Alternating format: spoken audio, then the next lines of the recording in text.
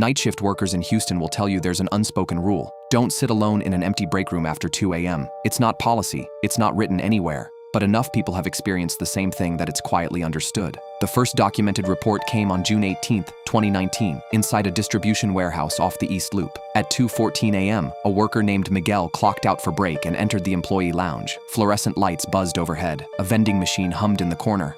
No one else was there. He sat down, scrolling through his phone, when he felt the chair across from him shift slightly. Not loudly, just enough to notice, like someone had rested their weight on it. He looked up. The room was still empty. At first, it was dismissed as fatigue, long hours, repetitive work. But within weeks, similar reports surfaced from hospitals, office buildings, and shipping centers across Houston. Different locations, same time frame, usually between 2 and 3 a.m. Workers described subtle disturbances, chairs moving slightly, the sound of a second set of footsteps stopping just outside the room, microwaves beeping as if someone had pressed buttons even when unplugged.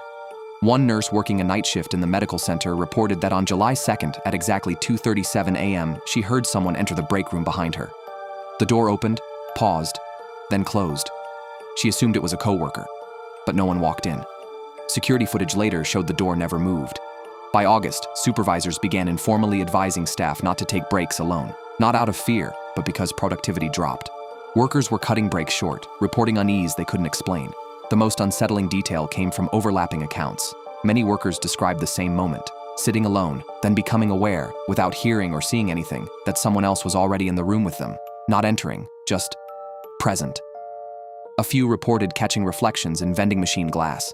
Not clear figures, just shapes that didn't match their own movement. When they turned, nothing was there. Investigators found no evidence of trespassing, no mechanical faults, no consistent environmental cause, just reports that aligned too closely to ignore. And then, by late 2019, the report stopped. Not because the experiences ended, but because people stopped reporting them. Instead, the rule spread. Quietly. Worker to worker. Don't sit alone. Because in those empty break rooms, during that narrow window of night, people started to realize something unsettling. The room isn't empty, it just waits until you believe it is.